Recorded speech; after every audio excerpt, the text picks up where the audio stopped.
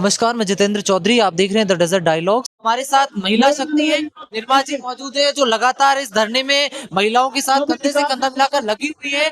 ये महिलाओं का यथक प्रयास था कि अभी आधी रात को भी कलेक्टर बोल रहे हैं कि आप बैठे हो तो हम मिलने के लिए आ रहे हैं। तो ये कहीं ना कहीं आज अमृता देवी के रूप में जो आपको आमरण अनशन पे बैठी हुई महिला को ही संघर्ष है, और ये आंदोलन महिला को ही समर्पित हो गया। क्योंकि भीड़ में से कहीं जो मंत्री थे, मंच पे जो आसीन थे, वो इस हालत में ही सब महिलाओं को छोड़ के चले गए थे, क्योंकि उन्होंने संभाग की बात की। संभाग हमें मंजूर नहीं था, और मंजूर अगर उन्होंने ये चीज करके भी दी, चलो दो संभाग की खेचड़ी अगर बच भी रही है, तो राजस्थान की खेचड़ियों की जिम्मेदारी किसकी है? तो वो मातृ शक्ति ने डिपार्टमेंट संभाला हुआ है अपना, कि हमें राजस्थान की कटाई पे रोक चाहिए। तो अभी उनके साथ वार्ता चल रही है।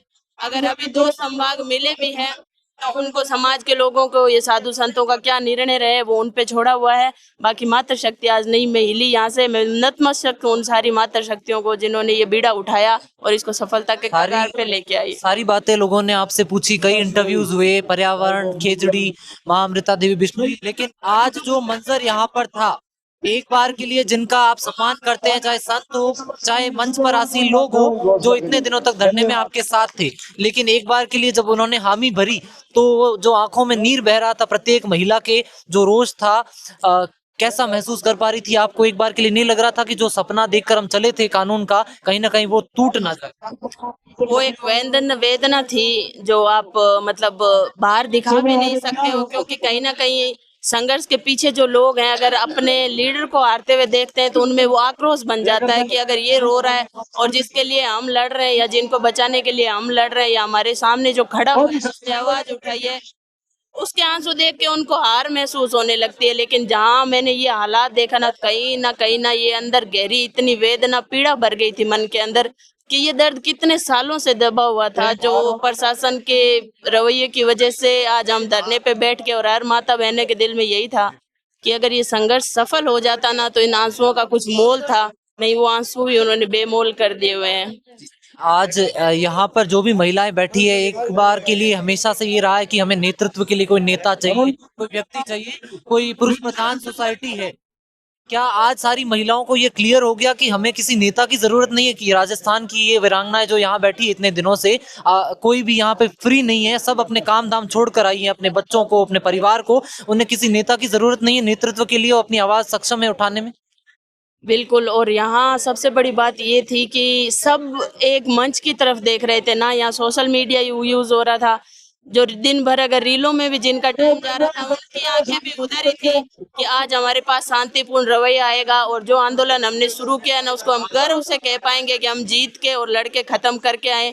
हालांकि महिलाओं की ये जीत ही है कि वो 1 तारीख से लेके आज इतनी तारीख होने को आ रही है, और टस से मस नहीं हुई है। और सबसे बड़ी बात, उन्होंने पानी की एक बूंद नहीं पी है। अंजल तो बहुत छोटी चीज हो गई।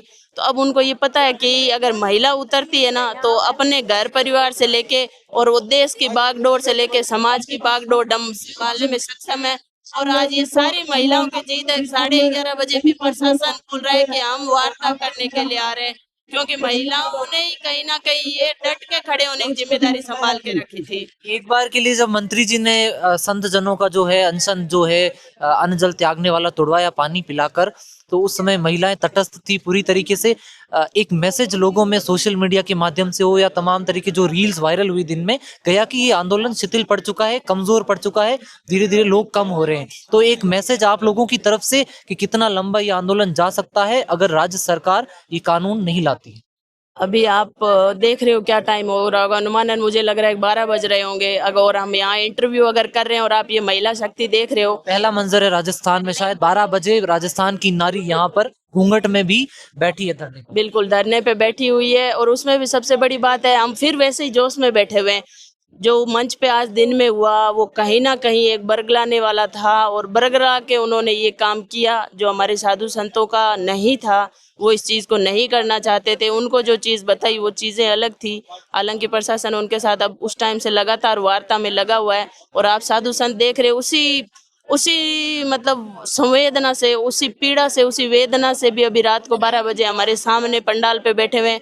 और उनकी शरण में हम भी यहाँ बैठे हुए हैं कि हमारे संत क्या बोलेंगे वही निर्णय आखिरी होगा। कई महिलाएं यहाँ पर बैठी है, लेकिन एक जातिगत धारणा बना देते हैं राजस्थान में हर चीजों कि ये बिश्नोई समाज का आंदोलन है, बिश्नोई समाज की बड़ी तादाद में महिलाएं हैं। लेकिन आज भी घरों में वो महिलाएं बैठी है जिनका रोजी रोटी का काम खिचड़ी से चलता है, तमाम इन तरीके की चीजों से चलता है, लेकिन वो उनमें हिम्मत नहीं हो पा रही है कि वो बाहर आकर यहाँ बैठे, आप लोगों का समर्थन कर पाए, इसको और बड़े स्तर पर ले जा पाए। उनके लिए क्या मैसेज है आप सब की तरफ से?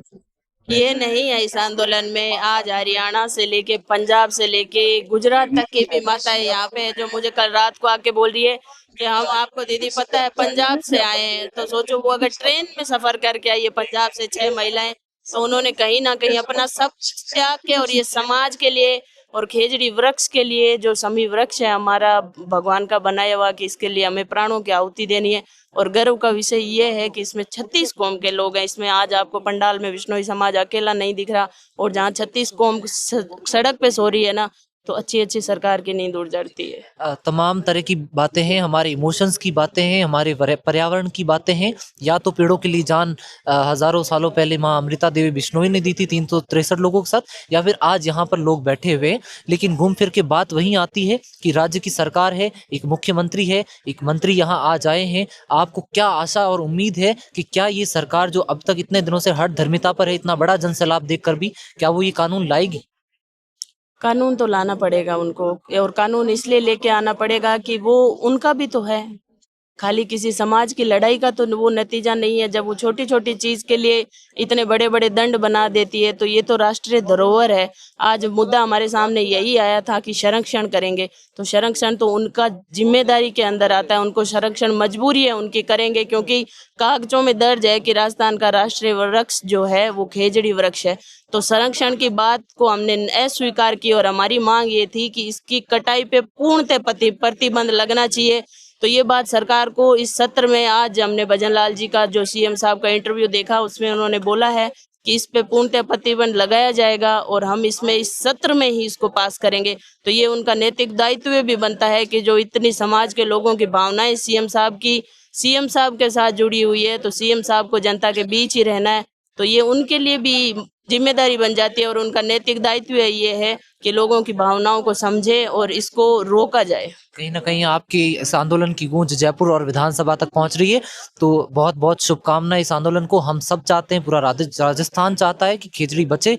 बहुत बहुत धन्यवाद आपका निर्मला जी। ये थी हमारे साथ राजस्थान की वो महिला शक्ति जो पर्यावरण को, पेड़ों को अपना बच्चा मानकर, अपना परिवार मानकर उसकी रक्षार्थ यहाँ पर रात के 12-12 बजे और 4 दिनों से लगातार अनशन पर बैठी।